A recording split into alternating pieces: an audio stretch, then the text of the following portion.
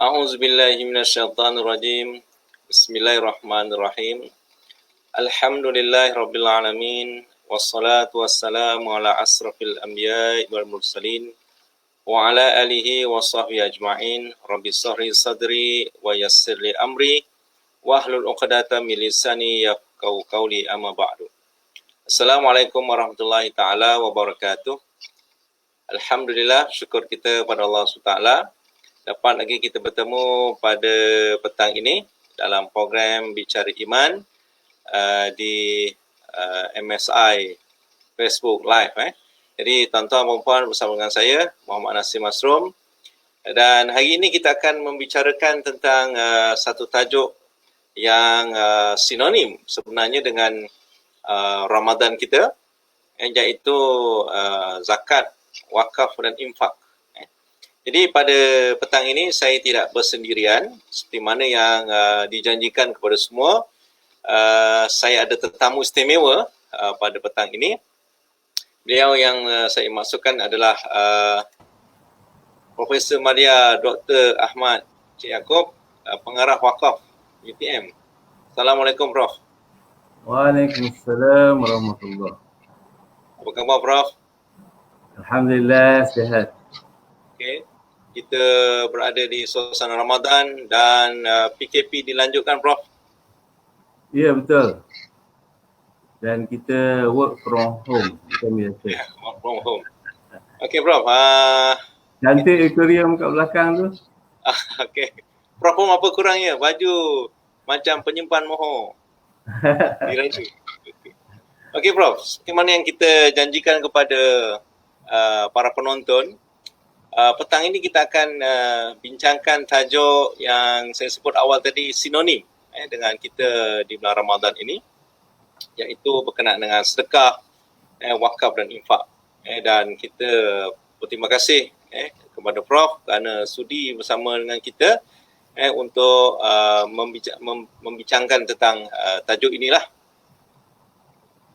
Okey, insya-Allah. Okey Prof, jadi mungkin sebelum kita pergi perbincangan lebih jauh, saya ingin ingatkan kepada penonton, saudara-saudari, tuan-tuan perempuan, dijemput untuk mengajukan soalan sepanjang program kita ni berlangsung, dan insya-Allah Prof Ahmad akan memberikan jawapan ulasan berkenaan soalan-soalan yang ditanyalah.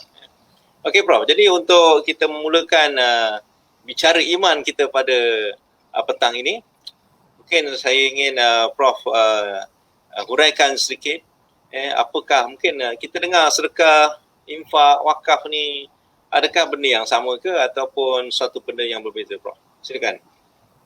Okey. Bismillahirrahmanirrahim. Alhamdulillahi rabbil alamin. Wassalatu wassalamu ala asyrafil anbiya'i wal mursalin. Sayyidina Muhammadin wa ala alihi wa sahbihi ajma'in. سبحانك لا علم لنا إلا ما علمتنا إنك أنت العليم الحكيم قال رب اشرح لي صدري ويسر لي أمري واحلل عقدة من لساني يفقهوا قولي. Pertama-tama saya nak ucapkan terima kasih kepada Dr. Muhammad Nasir Masrum, Timbalan Pengarah MSI, yang handsome lagi kacak bergaya. Jadi ini satu kesempatan yang baik di dalam bulan Ramadan kita mengisi waktu dengan kita melihat ceramah yang insya-Allah boleh menambahkan iman kita.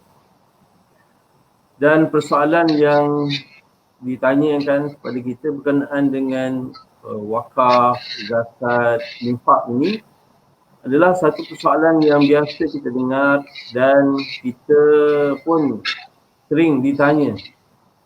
Dan kita pun sekarang dalam bulan Ramadan dan kita masuk sudah 18 hari bulan Ramadan. Jadi begitu pantas masa berlalu dan kita sudah menghampiri 10 Ramadan yang terakhir. Dan kita diingatkan oleh Rasulullah sallallahu alaihi wasallam bahawa untuk kita mencari taharrau, mencari-cari kita ini Lailatul Qadar dalam 10 yang akhir. Jadi bagaimana kita nak mencarinya? Antaranya ialah dengan kita menambahkan lagi iman kita dan amal kita. Dan bagaimana nak amal kita, itulah antaranya ialah dengan kita berwakaf, memberikan sedekah, infak dan sebagainya. Jadi apa itu wakaf? Wakaf ini kalau kita lihat dari segi sejarahnya, ia adalah bersumberkan kepada dalil daripada Al-Quran dan hadis Rasulullah sallallahu alaihi wasallam itu sendiri. Bagaimana kita melihat di zaman Rasulullah sallallahu alaihi wasallam dikatakan wakaf yang pertama adalah dibuat oleh baginda Rasulullah sallallahu alaihi wasallam sendiri ketika Rasulullah melakukan hijrah daripada kota Mekah ke Madinah.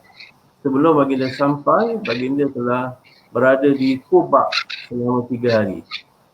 Dan apabila dia berada di sana, Rasulullah sallallahu alaihi wasallam telah mendirikan Masjid Quba, yang mana jaraknya lebih kurang 3 kilometer daripada kota Madinah. Dan itu merupakan masjid yang pertama, awal masjid. Yang mana didirikan oleh Rasulullah sallallahu alaihi wasallam atas kapasiti wakaf. Dan ia kekal sampai hari ini. Sesiapa yang pergi umrah pasti akan pergi ke Masjid Quba ini. Dan seterusnya apabila baginda sampai ke Madinah, baginda mendirikan pula Masjid An-Nabawi yang juga kekal sampai hari ini. Dan hari ini sudah kita lihat ada 1 juta kapasiti orang yang boleh menunaikan solat di Masjid Nabawi. Bayangkan.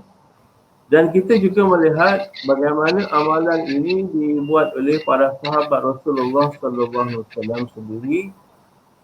Bagaimana satu kisah, contohnya Muhairib, seorang sahabat Rasulullah sallallahu alaihi wasallam yang mendermakan, yang menghadiahkan kepada Rasulullah sallallahu alaihi wasallam tanah kebunnya untuk Rasulullah, dan baginda kemudian telah mewakafkan tanah kebun ini. Begitu juga kita melihat bagaimana sahabat Rasulullah sallallahu alaihi wasallam yang lain yang mewakafkan disebabkan mereka mendengar wahyu daripada Rasulullah sallallahu alaihi wasallam, lan tanalul birra hatta tunfiqu mimma tuhibbun. Bahawa kita ini memang sayang ke harta kita. Kita kalau rasa nak bagi duit tu, rasa tengok dulu ada berapa dalam wallet kita. Ada berapa dalam akaun kita. Okay? Tetapi para sahabat ini dididik oleh Rasulullah sallallahu alaihi wasallam, kalau kamu suka kat sesuatu, kamu sayang kat sesuatu, hendaklah kamu infakkan, hendaklah kamu dermakan, kamu sedekahkan. Maka itulah yang menyebabkan para sahabat Rasulullah sallallahu alaihi wasallam berlumba-lumba mereka ini, sehingga dikatakan tidak ada seorang pun sahabat Rasulullah yang tidak berwakaf. Dan kita lihat contoh yang mungkin yang paling jelas ialah wakaf yang dibuat oleh Sayyidina Uthman ibn Affan, yang mana akaun Sayyidina Uthman ibn Affan ini masih kekal sampai hari ini. Saya ingat banyak tu saya nak cerita tu. Saya minta maaf dah panjang. Jadi sebagai permulaan nak ceritanya bahawa amalan wakaf ini telah ada sejak daripada zaman Nabi kita Muhammad sallallahu alaihi wasallam, iaitu suatu perbuatan pemberian taqarrub ila Allah, supaya kita ini nak mendekatkan diri kita kepada Allah SWT. Okay? Bila saya tanya dekat FB saya, apakah yang mendorong anda untuk bersedekah, memberikan infak? Ada yang jawab kerana nak membantu ibu bapa, nak memberi balasan kepada bapa. Itu antara jawapannya. Tetapi yang paling utama ialah kerana kita ini nak dekat dengan Allah Subhanahu wa taala. Baik, itu untuk sekadar tu dulu. Mungkin ada yang seterusnya yang... Okey, baik Prof. Terima kasih. Jadi bolehlah kita katakan bahawa amalan wakaf ini iaitu menginfakkan harta kita kepada untuk ke jalan Allah ni, fisabilillah ni adalah suatu amalan yang telah dilakukan oleh Rasulullah sallallahu alaihi wasallam sendiri dan juga para sahabat dia. Dan kalau kita lihat selain pada contoh-contoh yang Prof sebutkan tadi, juga yang kisah yang amat terkenal, masjid Universiti Al-Azhar itu sendiri berasaskan pada wakaf, Prof. Jadi mungkin kalau Prof boleh ceritakan sikit senario kita di UTM ini, bagaimana wakaf ini berfungsi dan apakah perancangan yang pihak universiti sebenarnya inginkan daripada unit wakaf, Prof. Baik. Jadi kita lihat isu wakaf pendidikan, dan contoh yang selalu diberikan kepada kita adalah wakaf Universiti Al-Azhar yang mana bermula pada tahun 1978 Masihi.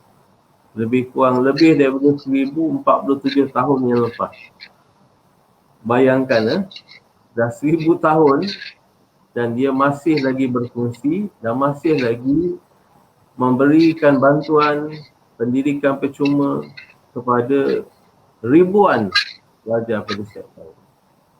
Jadi bagaimana kita lihat kejayaan wakaf yang dibuat oleh Universiti Al-Azhar ini yang sudah ribuan tahun menjadi contoh kepada universiti-universiti Oxford, Cambridge, Harvard, universiti-universiti yang terkenal di Eropah dan juga di Amerika, di seantara dunia, menjadikan contoh bagaimana sistem pendidikan wakaf yang dibuat oleh Universiti Al-Azhar itu dan diberikan nama sebagai endowment.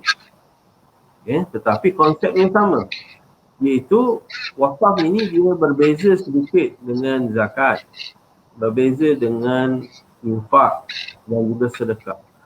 Kalau biasa kita pergi hari Jumaat, kita masuk tabung dalam masjid kan, jadi orang kata ini adalah tabung hari Jumaat ataupun tabung sedekah. Tetapi mungkin kita tak perasan ada juga di situ ditulis tabung pembangunan. Iaitu tujuannya untuk pembangunan fasiliti, memperbaiki masjid dan sebagainya. Jadi tujuan tabung pembangunan inilah untuk wakaf sebenarnya, untuk sesuatu yang bersifat kekal. Jadi kalau kita, contohnya kita beri orang makan, maka apabila dia dah habis makan, dia buka puasa, maka sekali itu saja manfaat itu dapat digunakan. Dia akan habis ainnya, dah tak ada lagi selepas itu. Maka pahalanya kali itu saja, walaupun digandakan dengan 700 kali ganda, tapi sekali itu saja. Tapi sebaliknya wakaf ini, dia akan berteruskan.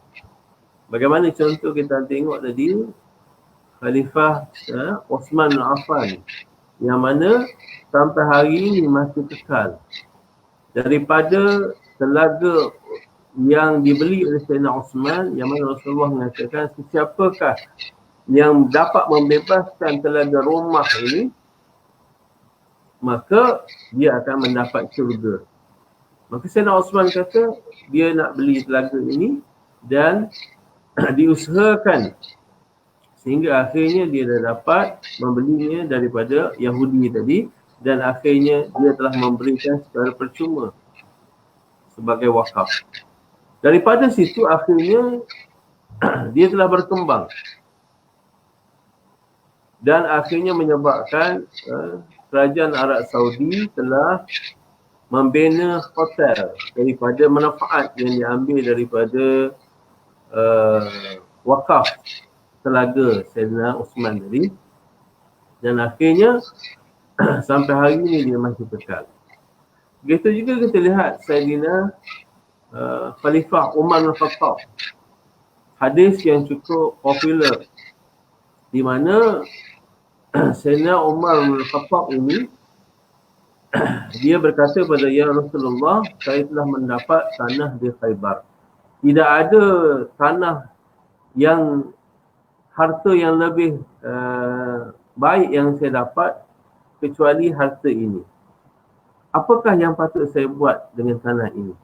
Ini persoalan yang dibawa oleh Sayyidina Umar kepada Rasulullah sallallahu alaihi wasallam. Bayangkan, kita ni kalaulah dapat benda yang paling kita sayang, apa yang kita nak buat? Maka jawab Rasulullah sallallahu alaihi wasallam, in syi'ta habasta aslaha wa tasaddaq biha.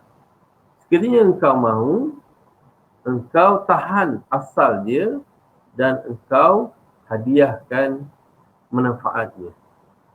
Maka di situ kita lihat, inilah maknanya konsep wakaf. Iaitu kita menahan asal daripada wakaf tadi dan dikembangkan wakaf tadi sehingga dia boleh mendapatkan manfaat, dan manfaat itu diberikan hadiah kepada fakir miskin, kepada kawan-kawan, yang boleh juga dimakan oleh pengusaha wakaf itu sendiri. Dan inilah yang sebenarnya yang menjadi punca kepada perkembangan dan juga menjadi sebab bagaimana kita di UTM yang telah mendapat mandat daripada Majlis Agama Islam Negeri Johor bermula daripada tahun 2016. Jadi kita telah mendapat title Nazir Khas Wakaf dan kita telah beroperasi sejak daripada 2016. Kita telah berjaya mengutip 95,000 duit wakaf. Dan duit wakaf yang kita kutip ini, kita laburkan. Sehingga 2019 yang lalu, kita telah berjaya mengutip 3.8 juta.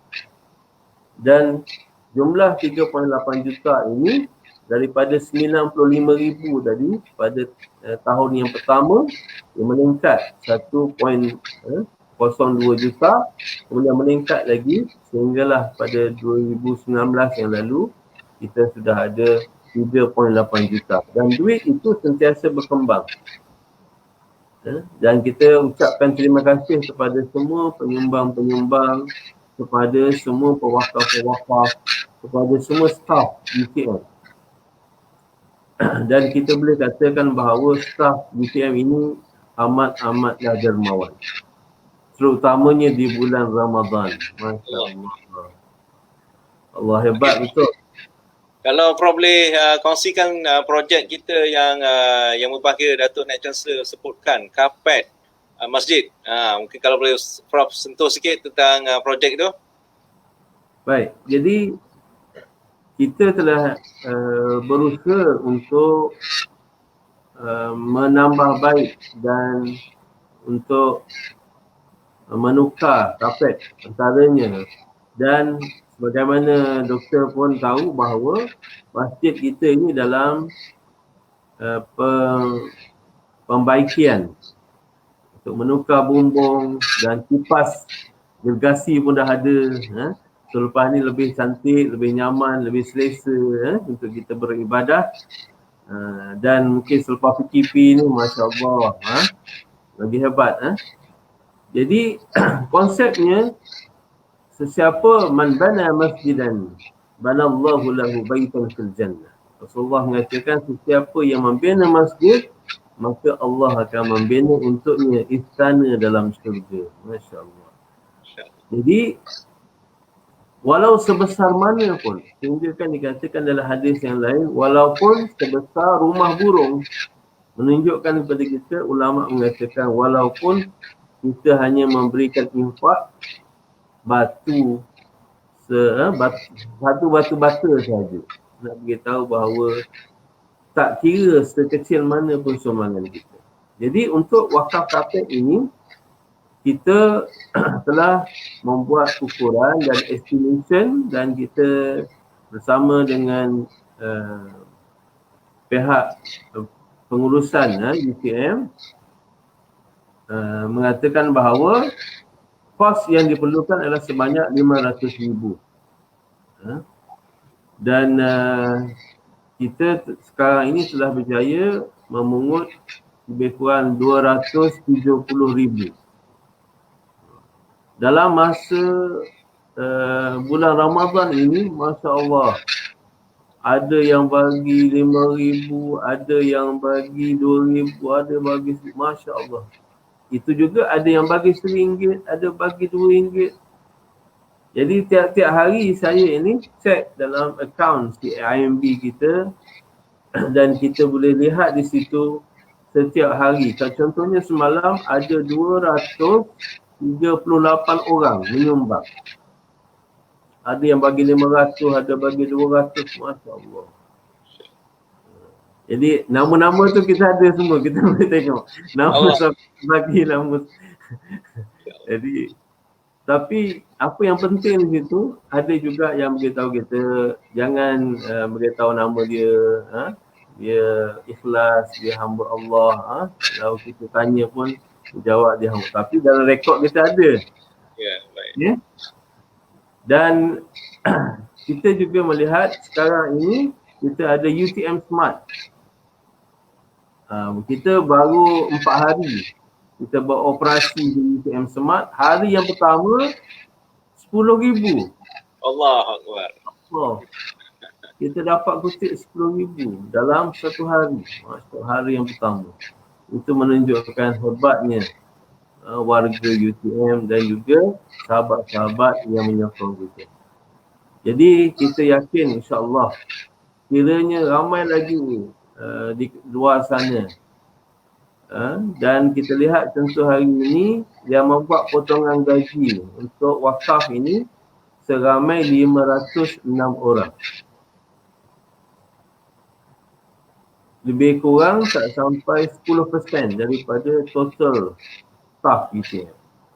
Jadi saya merajulah kepada yang belum lagi buat potongan walaupun hanya RM1 sebulan.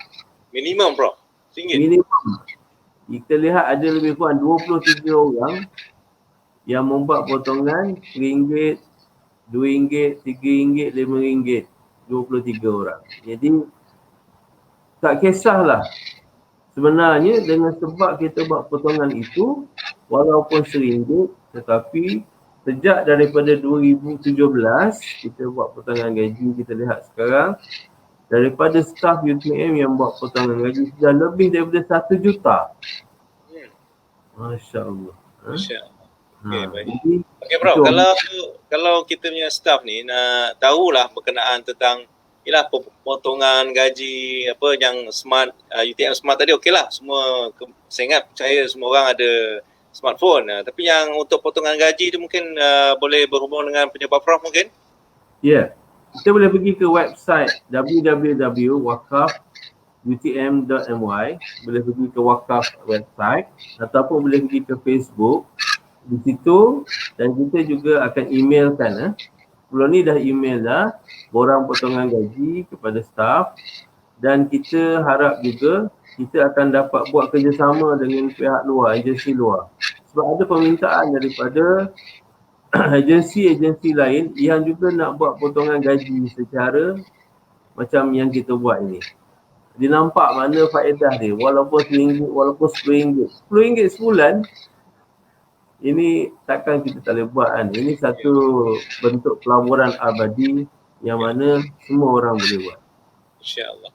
Okey bro, sebenarnya kita ada satu soalan ni, agak panjang soalannya. Saya cuba tunjukkan kalau Prof boleh baca. Tu. Saya ada, salam Prof, saya ada soalan. 18 tahun lepas saya ada bekerja di satu pasaraya di Johor. Saya ada kawan dan kawan itu telah meninggal. Sewaktu bekerja saya tahu beliau ada mengambil benda yang tidak sepatutnya daripada pasaraya tersebut. Memandangkan beliau telah meninggal dunia, saya nak tolong arwah dengan bayarkan balik kepada pasaraya tersebut. Adakah boleh berbuat demikian? Adakah boleh dengan hanya mewakafkan ke tempat lain dengan niat untuk arwah kawan tersebut? Prof. Okey. Soalan tu laju betul baca tadi. Jadi kita kena faham betul-betul dia telah, yang saya faham tadi maknanya dia nak bantu kawan dia. Kawan dia ini sudah mengambil sesuatu yang salah di tempat, kan, di tempat yang dia ambil tu, jadi dia kena pulang balik ke tempat itu. Kalaulah contohnya dia tak tahu tempat mana, barulah kita boleh bersedekah, kita niatkan. Jadi tapi kalau kita tahu tempat mana, kita kena pulang balik kepada orang yang kita berhutang tadi. Jadi kita boleh tolong dia, insya-Allah, tetapi eloklah kita pastikan dahulu supaya hutang itu dibayar kepada orang yang sepatutnya, yang pemilik sebenar. Itu saya rasa jawapan yang boleh saya berilah. Okey, baik Prof. Terima kasih.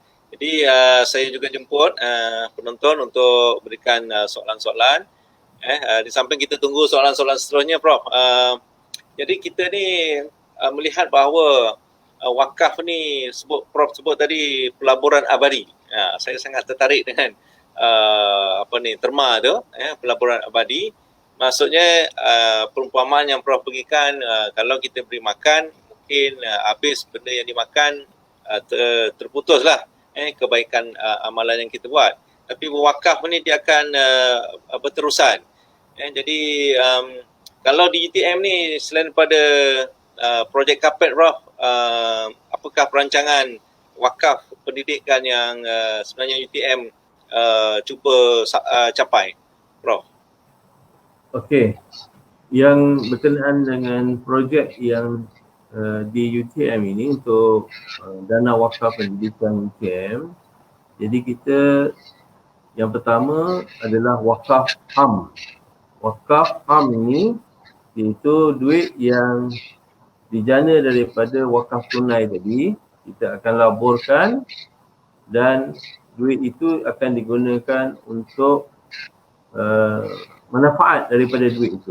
Jadi hari ini kita dah dapat 82,000 daripada pelaburan duit tadi.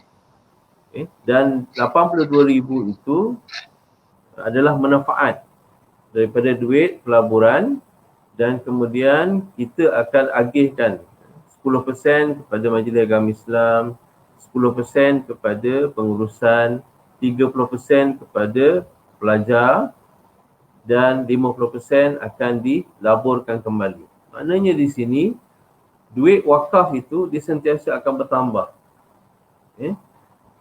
Jadi dalam hal ini kita nak bantu pelajar, kita akan bagi free food kepada pelajar, bagi duit raya kepada pelajar, bagi bantuan keuangan kepada pelajar, dan kita berharap nanti kalau dah kita establish betul, kita akan bagi beasiswa kepada pelajar. Jadi itu bentuk wakaf yang am. Mana duit tadi kita dapat dan kita akan laburkan, dan hasil daripada pelaburan tadi sebahagiannya kita agih kepada pelajar. Tapi sebahagian lagi kita akan laburkan kembali. Maknanya duit itu bertambah. Itu yang pertama, pelaburan am yang berbentuk wakaf am. Yang khas tadi contohnya tadi wakaf karpet. Kita juga buat wakaf sumber air ataupun wakaf air ni, dan insyaAllah kita akan lancarkan nanti. Dan yang seterusnya ialah kita akan buat wakaf college penginapan pelajar. Ini dalam perancangan kita, yang mana kita akan mengenal pasti kolej penginapan pelajar yang mana kita akan tempatkan pelajar B40, dan mereka boleh tinggal di situ secara percuma, dan mereka boleh mendapat termasuk lagi makanannya, penginapannya, dan juga bantuan-bantuan. Jadi pelajar-pelajar B40 ini boleh berada dalam kolej penginapan secara percuma. Jadi saya ingat ini konsep kolej wakaf belum pernah lagi diadakan di mana-mana IPT di Malaysia, dan kita berharap kiranya kita dah ada kolej-kolej kita dan kita dah ada aset itu. So sekarang kita nak buat renovation, basuai, dan daripada situ kita akan gunakan konsep wakaf untuk kita majukan supaya pelajar-pelajar ini tidak ada masalah untuk mereka dapat tinggal secara percuma dan mereka boleh meneruskan pengajian dan mereka boleh mendapat faedah daripada situ, insyaAllah. Okey Prof, kita juga ada soalan daripada orang Jepun ni, daripada Japan. Sama Yoto nama dia, macam nama Jepun tapi dia pandai cakap Melayu kan ya. Okey, soalan dia contohnya wakaf untuk bina surau. Jika satu hari surau itu mungkin dirobohkan atas sebab tertentu, mungkin renovation dan sebagainya. Jadi bagaimanakah manfaat atau pahala wakafnya, adakah ia terhenti? Dalam konteks tadi contohnya kapet tadi, bila katalah mungkin 10 tahun 15 tahun akan datang kapet tu diganti, bagaimana pahala wakaf itu Prof? Baik, jadi itu yang kita sebut tadi, wakaf ni dia berterusan dan berkekalan. Oleh sebab itu apabila sudah dirobohkan, dibuat baru pula, itu konsep dia. Itu juga dengan wakaf. Apabila kita contoh wakaf kapet tadi, apabila sudah tidak diperlukan lagi, dah rosak, maka kita kena ganti baru. Jadi supaya pahalanya sentiasa berterusan. Tapi di sana ada juga pendapat mengatakan wakaf bertempoh. Contohnya untuk tempoh 10 tahun, untuk tempoh 20 tahun. Sepanjang tempoh tersebut, maka pahala akan dapat untuk sepanjang masa 10 atau 20 tahun tadi. So di situ ada pendapat mengatakan boleh kita membuat wakaf bertempoh.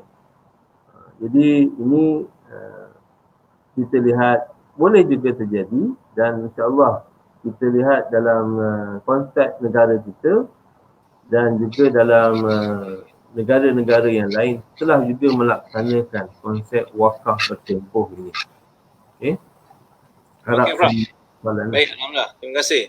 Dan saya ingat satu soalan terakhir ni daripada Encik Hafzan. Dia tanya, macam mana orang luar bukan staf ingin melakukan wakaf dalam UTM? Nampaknya mereka tertarik, Encik Hafzan tertarik. Macam mana caranya dia nak menyumbang kepada wakaf projek di UTM, Prof? Okey. Sekiranya anda nak berwakaf di UTM, mudah sahaja. Anda boleh pergi ke website kita untuk melihat projek-projek kita dan anda boleh menyalurkan sumbangan ke CIMB Islamic 8602945779. Dia ada nombor akaun dia. Dan boleh lihat dekat FB kita pun kita selalu paparkan nombor akaun itu. Ataupun anda boleh download aplikasi UTM Smart. Selepas anda download aplikasi UTM Smart itu, anda boleh pergi dekat payment. Dan di situ ada bayaran ataupun payment tadi untuk wakaf. Jadi anda boleh donate terus kat situ. Jadi dan kita lihat sebenarnya banyak daripada masyarakat, bukan hanya daripada warga UTM yang menyumbang, bahkan daripada orang luar. Atau nanti bila dah habis PKP boleh datang ke pejabat wakaf bila punya masa dan boleh memberikan sumbangan, atau boleh datang jumpa saya secara peribadi pun boleh juga. Dan kita pun ada menerima yang mereka memberikan tanah, ada juga yang wakaf kenderaan. Terima kasih Dr. Baik, jelas Jadi kepada tuan-tuan, perempuan, penonton, nombor akaun juga kami ada siarkan di bawah tu. Sumbangan wakaf untuk kapet masjid secara khusus, tapi secara umum dia punya akaun dia samalah. CIMB Islamic tu boleh terus dia bank in. Prof, sekarang ni PKP kurangkan pertemuan, jarakkan kita punya fizikal dengan online, boleh melalui UTM Smart dan juga bank in secara online, insya-Allah. Jadi tuan-tuan puan-puan, kita sudah berada di hujung rancangan.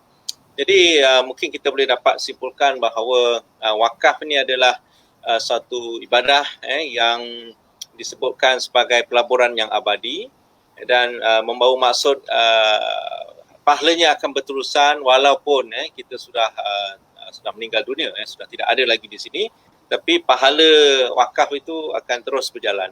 Jadi kita di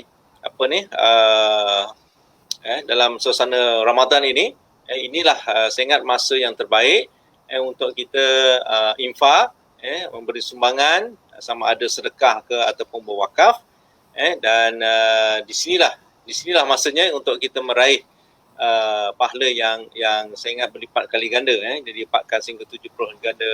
Dan kalau saya ingin kongsikan satu hadis daripada Rasulullah sallallahu alaihi wasallam menyebutkan ittaqun nar walau bisyikil tamar wa man lam yajid wa bi kalimatin thayyibatin, iaitu takutilah api neraka walau dengan sepotong, bukan sebiji, tamar potong dua, kan, maksudnya dengan sekecil-kecil itu tadi Prof sebutkan RM1, RM2, RM3, RM4, RM5, itulah yang mungkin yang pahala yang kita ikhlas dan dapat kita raih di akhirat nanti untuk jadikan bekalan, Prof. Okey Prof, saya bagi Prof 30 saat saja untuk buat kesimpulan. Silakan Prof.